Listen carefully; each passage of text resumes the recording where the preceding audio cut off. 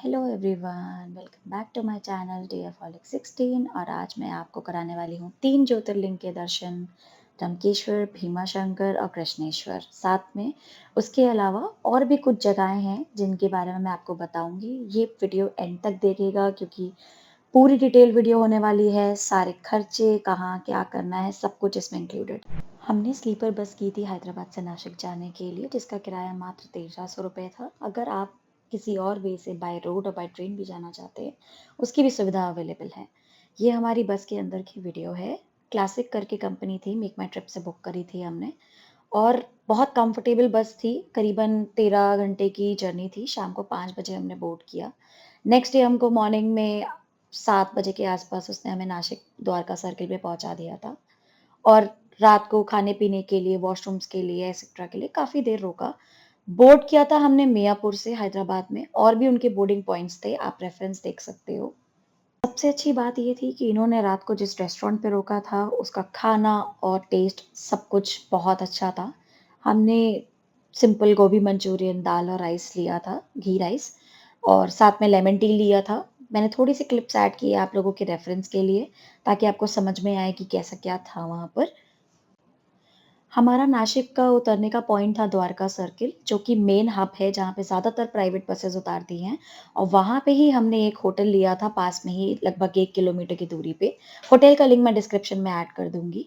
यहाँ से हमारा त्र्यंबकेश्वर बहुत पास था। प्लस पॉइंट ये था कि यहाँ से बसेस, ऑटो, बहुत कुछ चलता है बुकिंग में भी और सवारी के हिसाब से भी, जो आपको त्र्यंबकेश्वर ले जाएगा ₹50 से ₹100 तक के बीच में।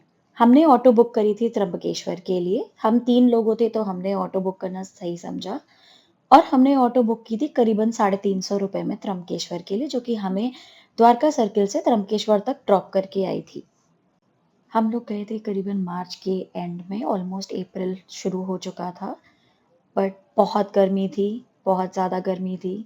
धूप इतनी थी कि हालत ख़राब हो जाती थी। तो मैं प्रेफ़र करूँगी, महाराष्ट्र घूमने के लिए सबसे बेस्ट टाइम मानसून का होता है। आप जुलाई और अगस्त में आएँ और मानसून का मज़ा उठाएँ यहाँ पर।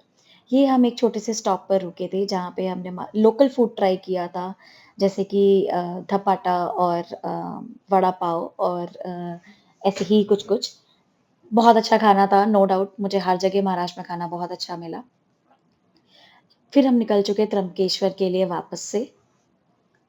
त्र्यंबकेश्वर पहुँचते ही एक अलग ही वाइब, अलग ही पॉज़िटिविटी, अलग ही पीस माइंड में था हमारे। यहाँ पे जैसे ही आप एंटर करोगे, आपको एक शू स्टैंड मिलेगा और वहीं पे कुछ प्रसाद के लिए लोग बैठे होंगे, आप उनसे प्रसाद खरीद सकते हो, मात्र ₹50 की पूरी टोकरी। शू स्टैंड में आपका ₹10 पर पेयर था प्राइस। और वहीं पे ही आपको एक बोर्ड लगा होगा डोनेशन का।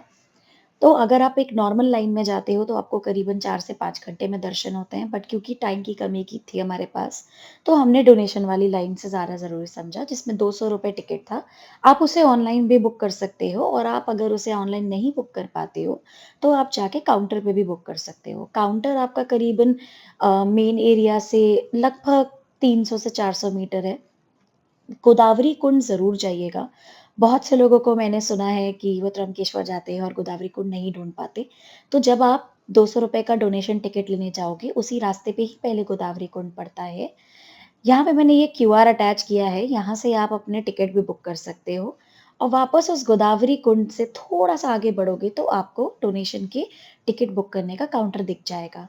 और आप ₹200 का टिकट लेकर के ईज़िली 1 से डेढ़ घंटे में दर्शन कर सकते हो। और हाँ, अगर आप डोनेशन की लाइन से जा रहे हो, तो उसके लिए आपको त्र्यंबकेश्वर के उत्तर द्वार की तरफ जाना होगा, जिसकी वीडियो मैंने पीछे अटैच की हुई है।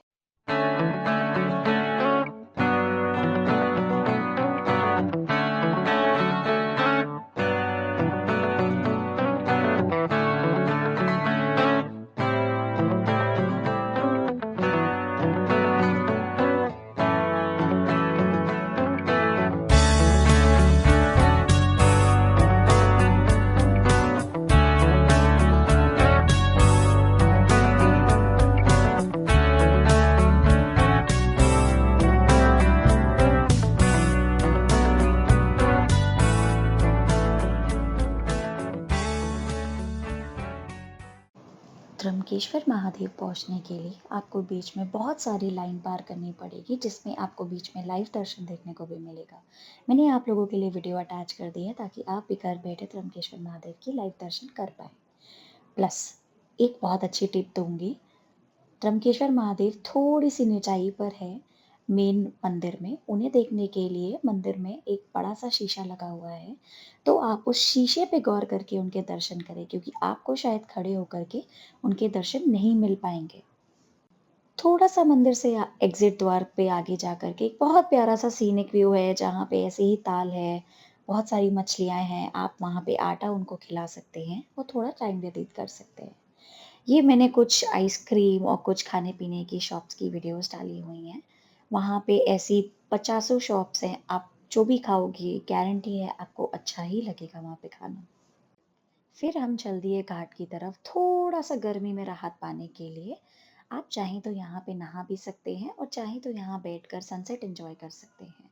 हमने घाट पे थोड़ी देर एन्जॉय करके कुछ आस-पास के मंदिर थे, जैसे कि सीता गुफा, गोराराम मंदिर और कालाराम मंदिर कवर करना ज़रूरी समझा। सीता गुफा एक बहुत सुंदर जगह है, लेकिन जो क्लॉस्ट्रोफोबिक है मैं उन्हें मना करूँगी कि वो ना जाएँ, क्योंकि आपको वहाँ पे बैठ-बैठ के उस मंदिर के अंदर जाना होता है और तब जाकर के आपको महादेव के दर्शन होते हैं। ये गोराराम और कालाराम मंदिर के मैंने कुछ छोटे-छोटे क्लिप्स ऐड किए हैं, क्योंकि रिकॉर्ड करना मना था, तो जितना मैं कर पाई मैंने उतना ऐड किया है। अब बात करते हैं सीता गुफा की। वापस आते हैं सीता गुफा पर। तो सीता गुफा बहुत सुंदर है। आप मैं आपको बता रही थी कि आपको बैठकर जाना पड़ेगा। जिन-जिन को बंद जगहों से दिक्कत होती है, वो उस जगह पे मैं प्रेफ़र करूँगी आप ना जाएँ। थोड़ा-सा वीडियो में जितना रिकॉर्ड कर पाई मैंने उतना वहाँ पे ऐड किया है। आप देख सकते हो कि कितना सुंदर है, किस तरीके से आप महादेव तक पहुँचते हैं और कैसे आपको दर्शन होते हैं।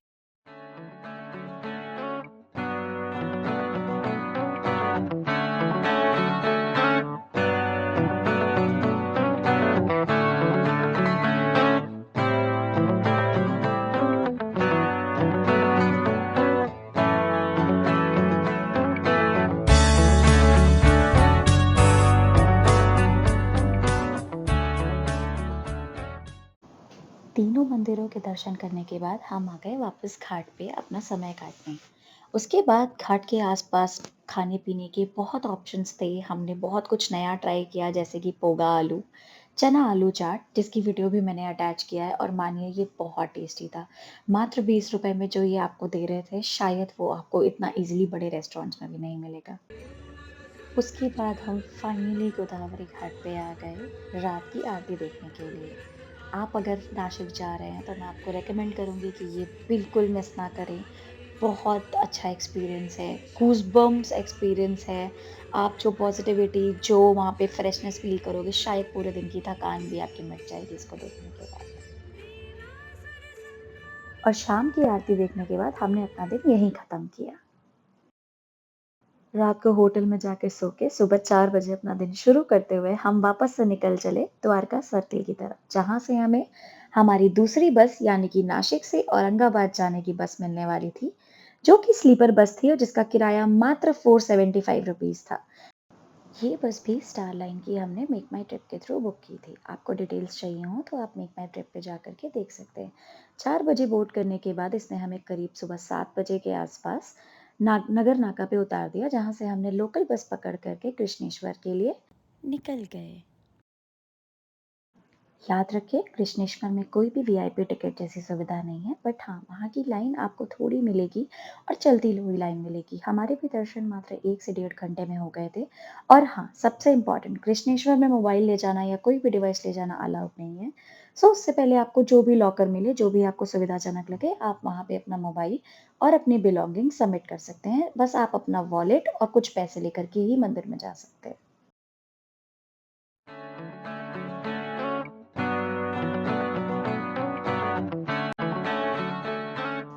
कृष्णेश्वर महादेव के दर्शन करने के बाद हम निकल पड़े एलोरा केव्स के लिए, जिसके लिए हमने कृष्णेश्वर मंदिर के बाहर से ही ऑटो की मात्र ₹50 में 3 लोगों को वो एलोरा केव्स ने पहुंचा दिया। हार्डली 1 किलोमीटर है मंदिर से, आप चाहें तो वॉक भी कर सकते हैं, बट गर्मी के कारण हमने ऑटो करना ज़रूरी समझा। एलोरा केव्स एक आर्कियोलॉजिकल साइट है जिसके टिकट्स आप ऑनलाइन भी बुक कर सकते हो, और आई वुड प्रेफर आप ऑनलाइन ही बुक करो क्योंकि टिकट लाइन पे कभी-कभी बहुत बड़ी लाइन होती है। उसका मैप ज़रूर याद से पढ़ लें स्टार्टिंग में, क्योंकि एलोरा केव्स बहुत बड़ा है, आप बहुत थक सकते हो। हम गए थे केव नंबर 16 टू 18 के बीच में, जहाँ पे हमने महादेव के दर्शन किए, ऊपर एक मंदिर था उसके दर्शन किए। वाटरफॉल बंद होने के कारण हम वाटरफॉल नहीं देख पाए, बट हमने भी बहुत कुछ एलोरा केव्स में ऐसा देखा जो हमने आज तक सिर्फ़ और सिर्फ़ फ़ोटोज़ में देखा था। इस वर्ल्ड हेरिटेज साइट की खूबसूरती को देखना बिल्कुल ना भूलें अगर आप औरंगाबाद जाते हैं तो।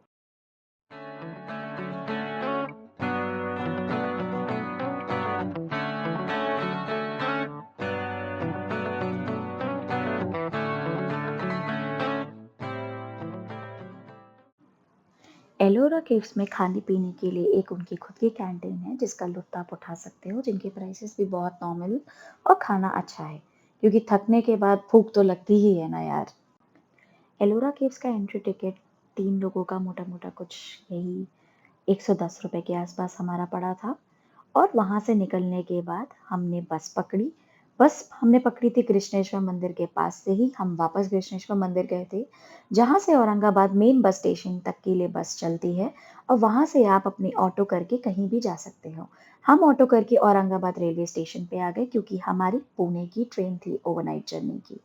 इस दिन हमने कोई होटल नहीं लिया, हमने अपना लगेज कृष्णेश्वर मंदिर के क्लोक रूम में जमा किया और वहाँ से वापस लेकर के औरंगाबाद स्टेशन आ गए।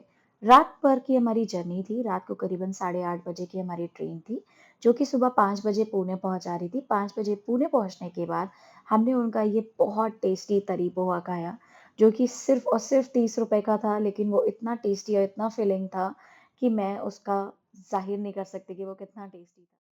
स्टेशन से निकलने के बाद हम शिवाजी नगर बस स्टेशन गए भीमा शंकर की बस पकड़ने के लिए। वहाँ से हर आधे से 1 घंटे में भीमा शंकर के लिए बस निकलती है, जिसका किराया मात्र ₹103 के आसपास होता है पर पर्सन। भीमा शंकर करीबन पुणे से आपको 3 से 4 घंटे का रास्ता है, डिपेंडिंग अपॉन आप कैसे जा रहे हो। प्राइवेट टैक्सी भी चलती है जो कि ₹700 पर पर्सन लेती है, और अब हम बस से गए थे क्योंकि हमें थोड़ा-सा महँगा लग रहा था। बट मैं सजेस्ट करूँगी अगर आप टैक्सी से जाते हो तो आपको बहुत कन्वीनिएंट पड़ेगा, क्योंकि 700 पर पर्सन में वो आपको जा कर के लेकर भी आते हैं। बसेस के साथ दिक्कत ये है कि वहाँ से कभी बस मिलती है, कभी नहीं मिलती है। बहुत दिक्कत हो जाता है, हमें लौटने में काफ़ी दिक्कत फेस करनी पड़ी थी। भीमा शंकर के रास्ते वैसे तो बहुत सीनिक हैं अगर आप जुलाई-अगस्त के मौसम में जाते हो, जो कि महाराष्ट्र का मानसून सीज़न है, तो ये जो आपको अभी दिख रहा है, ये सब फुल ग्रीनरी था और पूरा मॉइस्ट से भरा हुआ, बहुत खूबसूरत लगता। बट कोई नहीं, हम अप्रैल में गए थे, तो हमें थोड़ी-सी गर्मी फेस करनी पड़ी थी जाने के लिए। भीमा शंकर पहुँचते ही, बस स्टैंड पे उतरते ही, थोड़ा-सा वॉक करने पे सामने ही मंदिर आ जाता है। वहाँ पे हमने वीआईपी टिकट लिया था क्योंकि हमारी सेम डे की बस थी वापस हैदराबाद की, तो हमने ₹500 दे कर के दर्शन किए थे, क्योंकि जो लाइन थी वो करीब-करीब 7 से 8 घंटे की थी। रीज़न ये भी था कि हम मंडे गए थे भीमा शंकर, जो कि महादेव का दिन होता है, इसीलिए हमने ₹500 दे कर के वीआईपी दर्शन करना ही ज़रूरी समझा, टाइम की बचत करते हुए। और एक और चीज़, भीमाशंकर मंदिर पहुँचने के लिए आपको थोड़ा-सा वॉक करना पड़ेगा, थोड़े से जीने उतरने पड़ेंगे, तो मैं आपको सजेस्ट करूँगी कि आप अपनी चप्पलें और जूते स्टार्टिंग में ना उतार कर के मंदिर से थोड़ा पहले उतारें, क्योंकि आपको उतना चलने में नंगे पाँव दिक्कत हो सकती है। रास्ते में बहुत कुछ है, ठंडा मट्ठा, ठंडे फ्रूट्स खाने-पीने को, और आप पूरा फ़ायदा उठा सकते हो इन सब का इतनी गर्मी में। एंड फिर हम पहुँच जाते हैं भीमाशंकर ज्योतिर्लिंग के प्रवेश द्वार पर।